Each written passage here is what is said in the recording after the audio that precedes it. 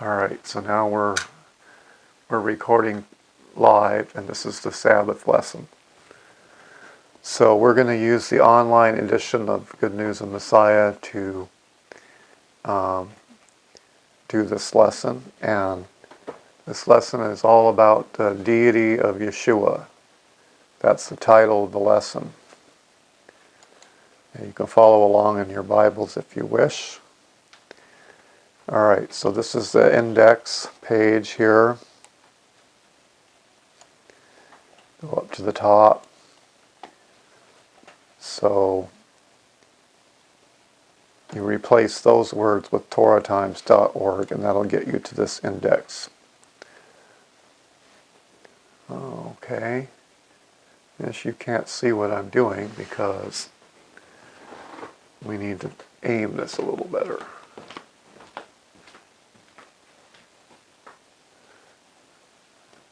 There. And maybe back this out a little bit.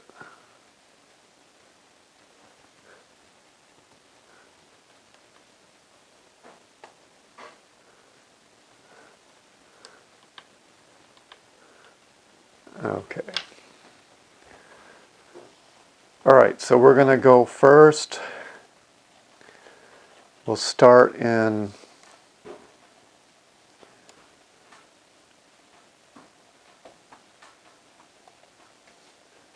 Start in 1 John.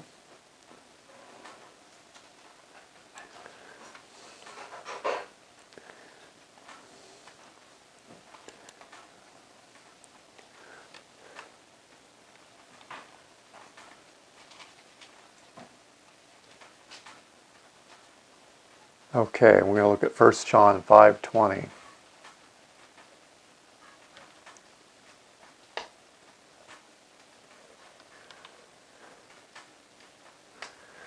Alright, and this text says, "And we have been knowing that the Almighty Son comes, and has been giving us understanding, in order that we may be knowing the true one. And we are in the true one, in his Son Yeshua, the Anointed. This one is the true Almighty and everlasting life." Okay, that's a pretty clear identification of who Yeshua is. And a few things in your translation, it will say the Son of God instead of the Almighty Son. Okay, so if you say, and it's easy in English to misunderstand the phrase Son of God. In English, Son of God can be someone. For instance, Adam can be a son of God and not be God. Okay, now there is a mistranslated phrase in the genealogy of Luke where it speaks of Adam as the son of God. I think that's in Luke 3. So let's go over there and we'll just kind of go where this flows to. Okay. So we're going to look in Luke 3.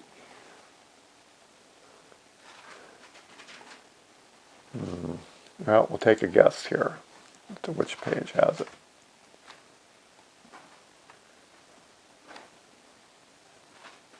Okay. The last verse of the genealogy of Yeshua says, "From Enosh, from Shet, from Adam, from the Almighty." And let's see, we have for in the note, 38 Omega to Almighty. So that's here.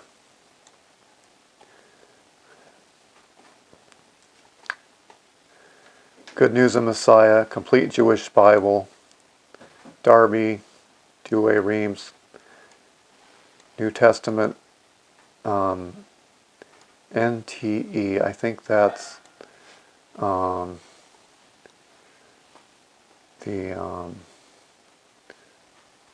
not sure, I don't remember which one. Versus Son of God, 50 other versions. An almost unforgivable error, seeing there is no word for son in the text. Okay, so what I'm saying here is that only deity is referred to as the Son of God. Okay, and the reason for this has to do with Hebrew usage. Ben Elohim. A son is someone who's in the likeness of someone else. Okay, so you can say, for a mighty man, you could say the son of might. Okay, and military men were often called son of might. Now, it doesn't mean that they're unrelated to the mighty man. It means that they are the mighty man. The same thing is the case with the sons of the prophets. The sons of the prophets aren't unrelated to the prophets. They're actually prophets. Okay, so when we say Son of God, we really mean somebody who has the attributes of God. Okay, so to clear that up in English, I put Almighty Son. Okay, and this is why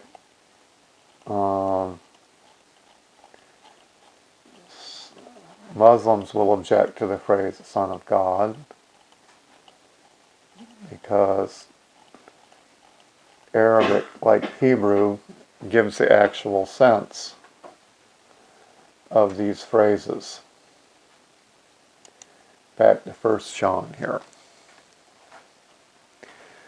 So, and we have been knowing that the Almighty Son comes and has been giving us understanding in order that we may be knowing the true one. Okay, now the text actually says the true, that we may be knowing the true. Okay, so one is in italics here. But an adjective is often used as a noun, so we supply the word one. Okay, and we would, the one refers to Almighty here, so that we may be knowing the true Almighty. So some of your translations might actually supply after true the word God here. Okay, so that we may be knowing the true one. Now, John is referring to, he's drawing on stuff that he's written already. So let's go back to the book of John. All right, so we scroll up here. We're going to look at John chapter 1 and verse 18. All right, so the Almighty Son comes so that we may be knowing the true one. So that's the essence of this verse in John 1:18 here. Okay? The Almighty no one has ever been seeing. The only kindred Almighty, the one being in the embrace of the Father, that one reveals him. Okay, so the only kindred Almighty, that's Yeshua. All right? This is from monogenes here. Mono meaning only and genes meaning kindred. Okay, so in other words, the only Almighty like the Almighty, the one being in the embrace of the Father, that one reveals him. So it's to say that Yeshua is the Almighty Son that makes the Almighty known to us. Okay, because no one has actually seen the unseen Almighty, the Father. Okay. Let me go back to 1 John here.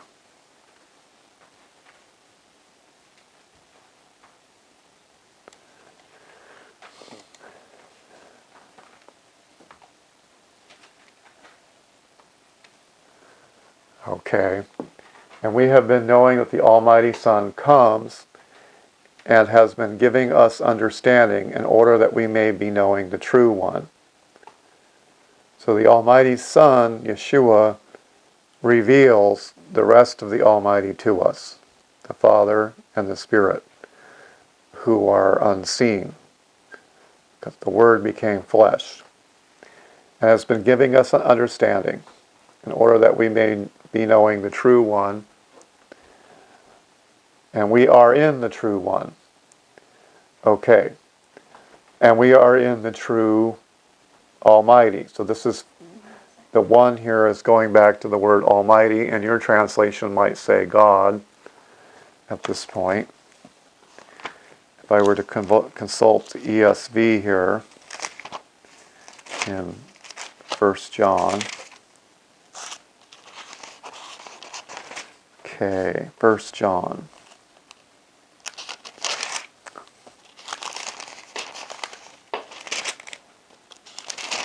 5:20.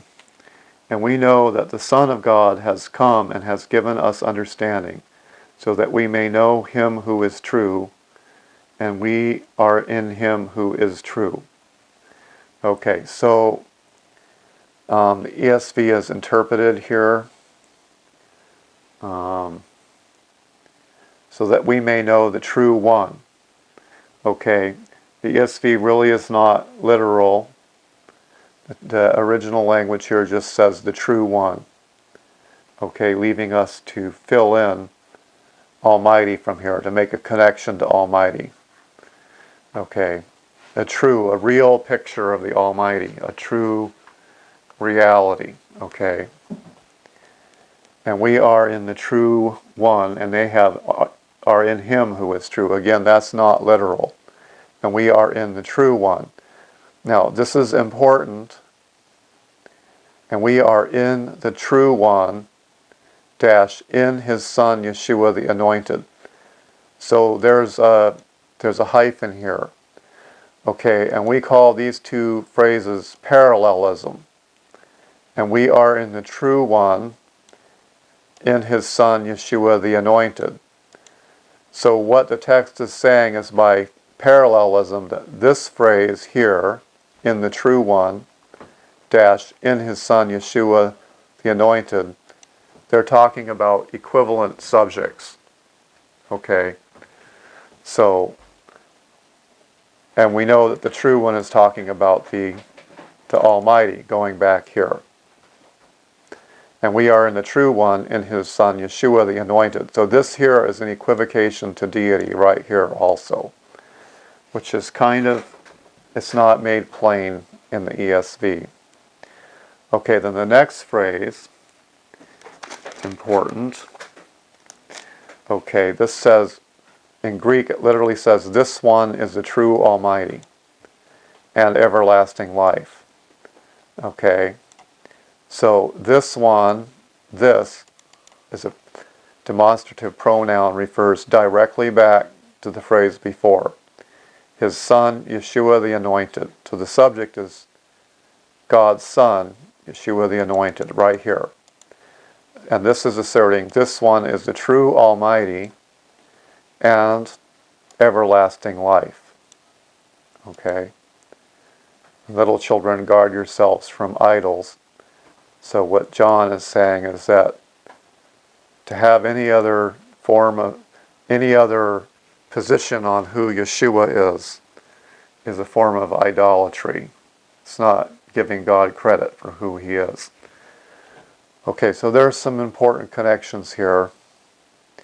First, a comment.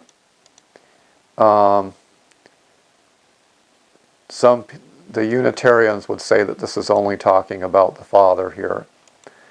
And they would refer this one, they would skip back to his, or they would skip back to the true one here, and they would ignore the Son of God connection, but that's speaking of deity, and they would say this refers only to the Father.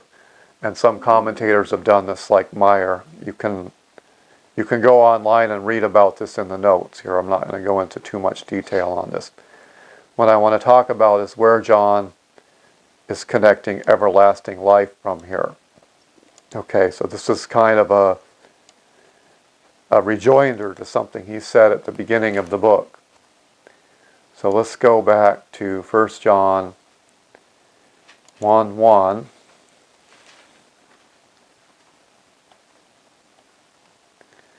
Here we go.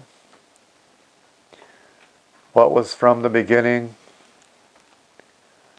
What what we have been hearing, what we have been seeing with our eyes, what we have looked upon and our hands handled, concerning the word of life. And the life was manifested, and we have been seeing and testify and proclaim to you the everlasting life, Hi Olam, which was with the Father and was manifested to us. So John is identifying the everlasting life here as Yeshua, the Son of God, because the title everlasting life here is set apart from the Father, which was with the Father. Now the Father is also everlasting life, okay?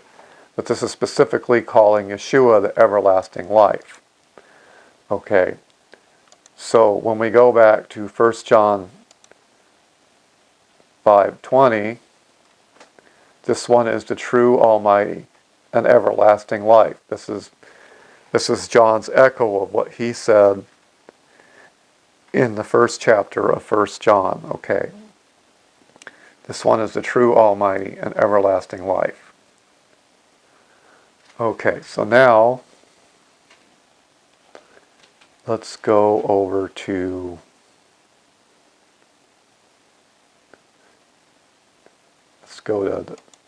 the first chapter of John.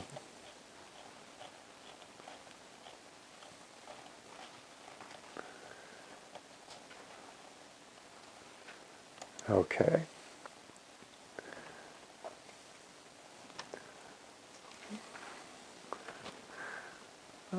Adjust my camera a little bit there. Okay. In the beginning had been the Word, and the Word had been next to the Almighty. And Almighty, the Word, had been. This one had been in the beginning next to the Almighty. All things through him have become, and without him has become not even one thing which has been becoming. So John is saying here is that the Word is the Creator because all things came through him. Now, I did make a comment here on, let's see here. All created things by his consent have their origin. Okay, so what this means is that all things with his cooperation or consent, meaning that if the Father did something specifically, or Yeshua did something specifically, it was by consent. So we know this because God said, let us make man in our own image. Okay, so that was consent. So this means that Yeshua had to have an eternal existence because God wouldn't be able to create anything in the everlasting past if Yeshua wasn't around to consent. All right. So in the beginning here is prior to Genesis 1:1. Okay. So your translations say the word God here. In the beginning was the Word, and the Word was with God, and the Word was God. Okay, so this is problematic because we've attached English meanings to the word God. English is not, the word God is not treated collectively or as an adjective in English. Rarely. We might say something like, he's God-struck, or something like that. That might be that's more like a verbal usage. But in Hebrew, to fix this, okay, I use the word Almighty, which can be used both as a noun, referring to God, and also as an adjective, referring to what God is like, Almighty, a descriptive.